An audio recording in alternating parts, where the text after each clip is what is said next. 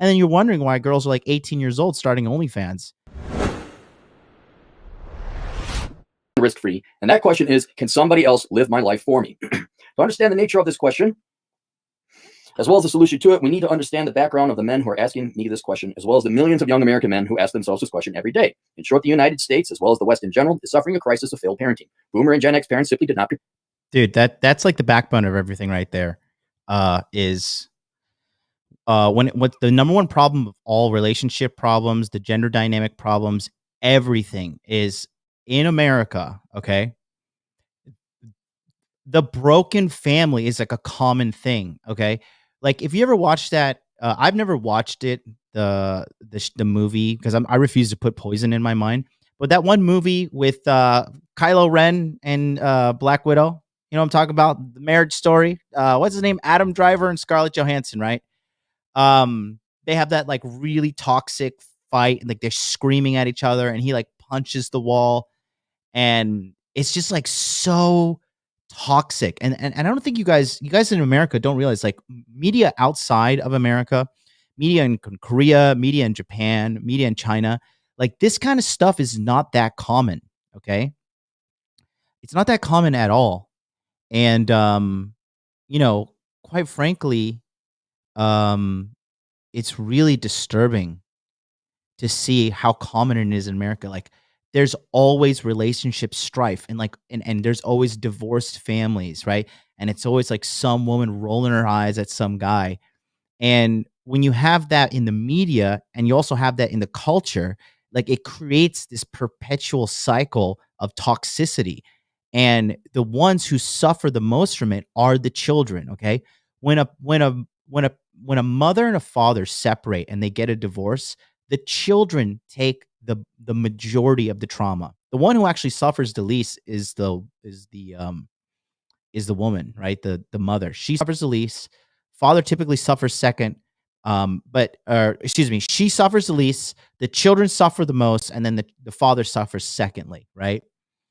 And that's what we have going on right now. Is it's just this failed parenthood thing that's just going on. And it's just sad to see this, but that's what it all boils down to, right? you know uh what do they say? Like, if you gotta keep your daughters off the stripper pole, right? If that's like basically the sign of like a decent father, you keep your daughter off stripper pole. But like, the pastime for American girls is just like, just straight up like I was at a shisha bar last night, and I was watching these music videos from America, right? And it's just blows my mind, like, how common it is for girls just to like ultra sexualize themselves in every single music video in America. Like, I was watching Ariana Grande, I was watching, all this fucking trash, like these hip hop videos, and it's just like super, super, super sexualization. And then you're wondering why girls are like 18 years old starting OnlyFans and getting ran through, right? It's in it for guys, they don't want that. Like, they don't want used goods. It's like it's in our DNA not to want that shit.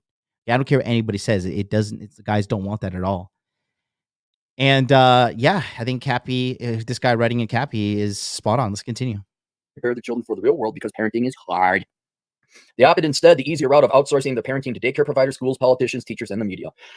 Fathers, whether present in the family or not, divorced or not, nuclear or not, simply did not take the time to educate their children about the harsh realities of life, and therefore did not prepare the children for the real world. And so, after shirking their duties to their children and letting the public schools install the philosophical life-living operating system in the child's mind that is called socialism, feminism, victimhood, and entitlement, we have now released two woefully ill-prepared generations of children, Gen Z and millennials, into the real world. And the results have been disastrous. For example, I wrote the book, How Not to Become a Millennial, because we have an entire guinea pig generation as a testament as to what happens when your parents essentially lie to you, or at least don't tell you the truth. You have listless, purposeless adults who can't support themselves, living at home until they're 35, or certainly relying on their parents or government's financial support. We have generations of adults with completely worthless degrees, with life-crippling student debts that come with them. The mental health of this generation is also the worst in history, though measures show Gen Z is on track to beat the millennials in this endeavor. The mental health is truly screwed. And this is why I say, like, fundamentally, guys, like, America is circling the drain. A mentally broken nation cannot be number one. And America is living off past glory right now. That's what's happening. But you have like these new the Zoomers and the millennials. I'm technically a millennial, right? I'm like on the tail end of millennials, but I'm definitely not one of these bitch ass millennials. Um, and what's happening right now is like, this is why the black pill movement is so strong. This is why the MGTOW movement is a movement of weak and broken men. And that's the same thing. The counter side to that is like girls who like embrace feminism. Like it becomes like their identity, their life purpose, right? That right there is the fucking cancer. It is the absolute cancer that infects their minds. And guys, I know like a lot of you guys here like want me to throw shade at women and shit too, but like a lot of you guys watching me too are equally as fucked up, right?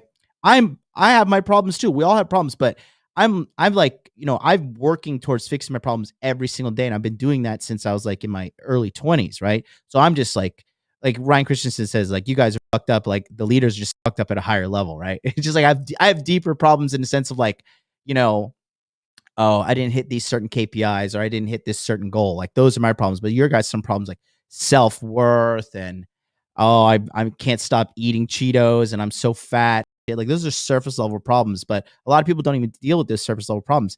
But just to sit there and try to throw shade at chicks only it's disingenuous, quite frankly. It's extremely disingenuous and you know,